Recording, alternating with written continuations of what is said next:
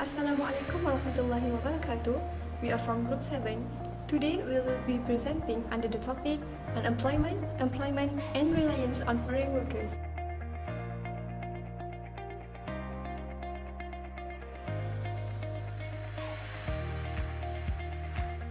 Unemployment, employment and foreign workers. What are these terms mean? The terms of unemployment refers to a situation where a person who is actively searching for a job but is unable to find it. Meanwhile, employment generally means the state of having a paid job, of being employed. It can also refer to the act of employing people. A foreign worker is a migrant who comes to another country to look for a job. Next is problem statement. There have been a lot of worry in Malaysia about the growing number of foreign workers in this country. According to Labour Force Surveys conducted from the Department of Statistics Malaysia, the foreign workforce has been around 15% of the total labour force for the last few years. These foreign workers come from Indonesia, Bangladesh, Nepal and the Philippines, as well as other countries in the region.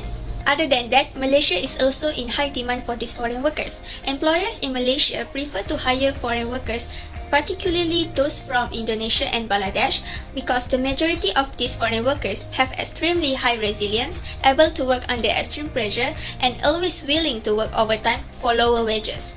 Additionally, the majority of them will already have a high level of expertise and experience from previous construction projects. So, the purpose of this study is to ascertain how foreign workers have impacted Malaysian economy and society, as well as to determine the best solution to the aforementioned problem. The specific objectives of this study are divided into three. First, to observe the employment and unemployment rate in Malaysia. Second, to analyze the advantages and disadvantages of reliance or dependency on foreign workers. Third is to find and suggest the best way or initiatives to reduce Malaysia's dependency on foreign workers. Next is the methodology. There are two methods used in this research, which is quantitative and qualitative. Quantitative method. In order to get a more accurate data, we use a survey form called Google Form. And before we distribute the survey, we make sure the survey had the right questions to meet our research objectives by using three types of questions. Firstly, we use multiple choice questions, which were used on question number 1, and then we use Likert scale, which were used on question number 2.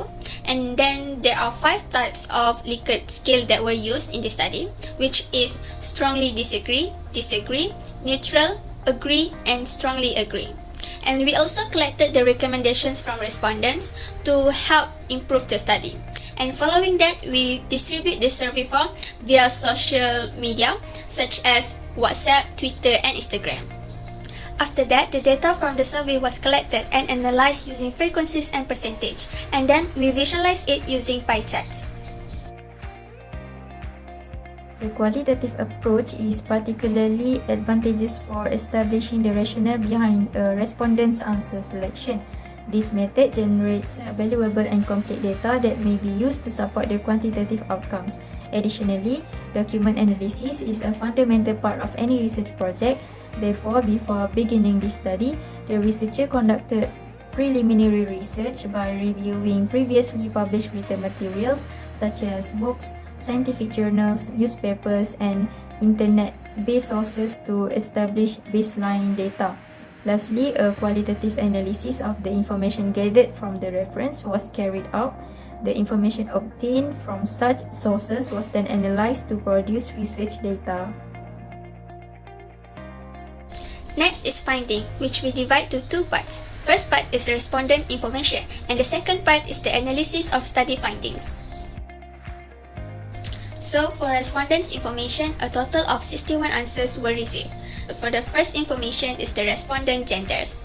As shown in the pie chart, 18% of the respondents, which is 11 out of 61 respondents, are male, while the remaining are female, which is 82%, equal to 50 out of 61 respondents. This indicates that more women than men are taking part in this research. Next is the respondents' age. Based on the pie chart, majority of the respondents are young adults. aged between 18 to 30 years old, which amounted to 77%, which is 47 out of 61 respondents, and the rest, 16%, which is 10 out of 61 respondents, were old age adults aged above 45 years old, which is the second highest age of group, and the third highest age of group is the middle-aged adult, which aged between 31 to 45 years old, which amounted to 5%, which is 3 out of 61 respondents, while only 2%, which is 1 out of 61 respondents, are non-adult and aged under 18 years old. The third information is their citizenship. Based on the pie chart, all 61 respondents are Malaysian citizens, which equal to 100%. This implies that there are no foreigners that participate in this research.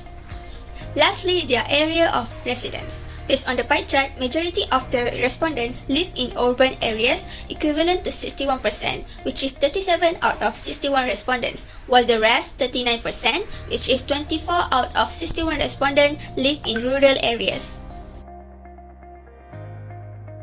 The first objective is to observe the employment and unemployment rate in Malaysia.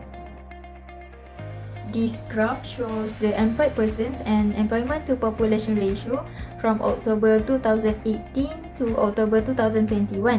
The upward trend of employed persons persisted during October 2021 by registering an addition of 0.6% month-on-month, or 91.1 thousand persons to 15.55 million persons.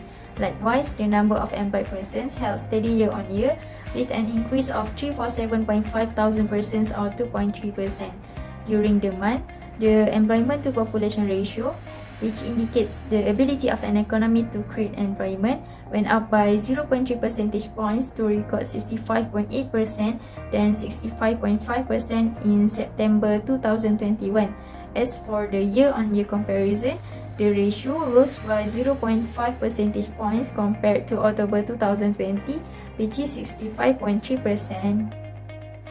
Based on chart, we can see and conclude that the unemployment rate fell to 705,000 persons with percentage 4.3% in October 2021, which is the lowest level since October 2020. Other than that, in September 2021, the number of unemployment persons decreased, which is 729,600 persons with percentage 4.5%. Meanwhile, in October 2020, recorded the highest rate compared to the other months with percentage 4.7% and 748,200 in persons. The second objective is to determine the advantages and disadvantages of reliance on foreign workers. The table summarizes the advantages of international employment according to the respondents. Most respondents, which is 57.4%, agree that unwanted domestic job vacancies filled with foreign workers were the main advantages of international employment. Besides, 42.6% of the respondents agree that gathering different cultures and perspectives in one place will open the door to innovation. This is because employing foreign personnel may provide a better understanding of the sector and its current stage of development, whereas 41% thought it would affect economic growth by contributing to the higher exchange currency to foreign countries. This is due to increased employees' remittances to their home nations. Thus, the work helps the nation of origin and boosts the economy of the native nation. Finally, the remainder 9.9% believe that international employment could venture into the global talent pool. For instance, specific skill sets may be lacking in the local workforce, so there should be a more comprehensive search for foreign workers in these situations. This would assist the company finds the ideal workers to fill any relevant job position. According to the table, over than half percentage of respondents, which is 67.2%, agree to choose increase in the local unemployment rate as the main point of disadvantages when hiring foreign workers. Next, 59% of respondents also think that over-dependence on foreign workers is another disadvantage by hiring foreign workers. Furthermore, increased social problems such as prostitution, robberies, murder and many more has chosen by respondents as the next disadvantages with frequency 34 with percentage 55 and 8%. Then, 26.2% of the respondents think that undermine the wage structure of the economy is another disadvantage when hiring foreign workers in Malaysia. The remainder of respondents, 21.3%, agree that hiring foreign workers can affect the quality of the end product because of lack of skill and experiences. Some of the foreign workers are come from their country to prevent themselves to get poverty. Based on this situation, the probability for them to get a better study and luxury life on their past life is small. In short, we can summarize that hiring foreign people as our workers in our country could give a lot of disadvantages to the company and also country. However, all of these disadvantages could be prevented from happen if the organizer makes good steps such as plan a better objective that can focus on their foreign workers. Recommendation from the survey. First, create more job opportunities for locals. Opening more job opportunities for locals is one method to lessen the country's unemployment rate. Since firms prefer to hire foreign workers because their salary rates are significantly lower than hiring more costly local workers, the surge of foreign workers has hindered employment prospects for locals. So, government should restructure the economy in order to produce more employment and not just any jobs, but excellent jobs that can provide a reasonable wage, fulfill their expectations, and help individuals grow and thrive. The next suggestion is minimize the quantity of foreign workers for a particular job. As we know, the employment of foreign workers in Malaysia helps to reduce the shortage of labour in certain industry, especially in unskilled job field. This is important in order to reduce the issue of a significant monthly outflow of national money will be detrimental to the country in terms of currency exchange, which could be done easily and quickly and at a low cost. This will put a significant strain on the country's budget and jeopardize the country's economic progress.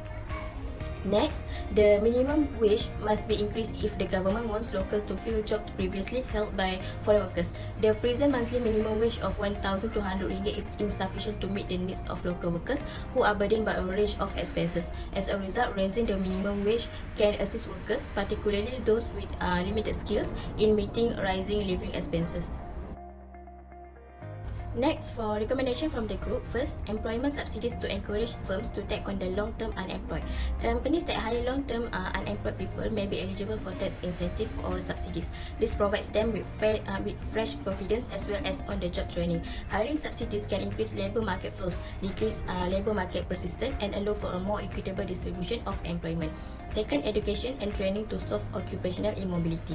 Investing in training plans for the jobless to strengthen their human capital and equip them with new abilities and skills that can be transferred from one occupation to another is one of the measures that can be taken to increase labour mobility.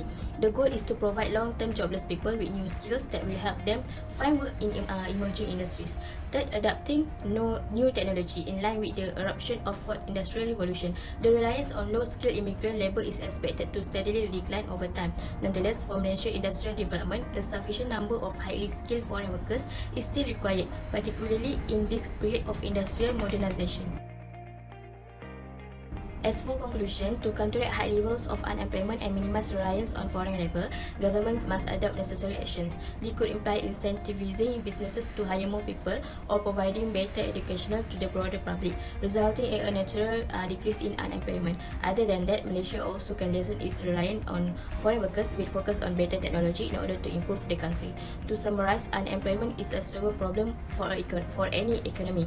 It has a negative impact on the unemployed, as they are jobless and have a harder time finding new work, and it has a negative impact on those who are employed, as they are less confident in their ability to hold their positions in the future. However, for the economy to grow as a whole, the government and the individuals must take proactive measures to boost productivity and raise living standards.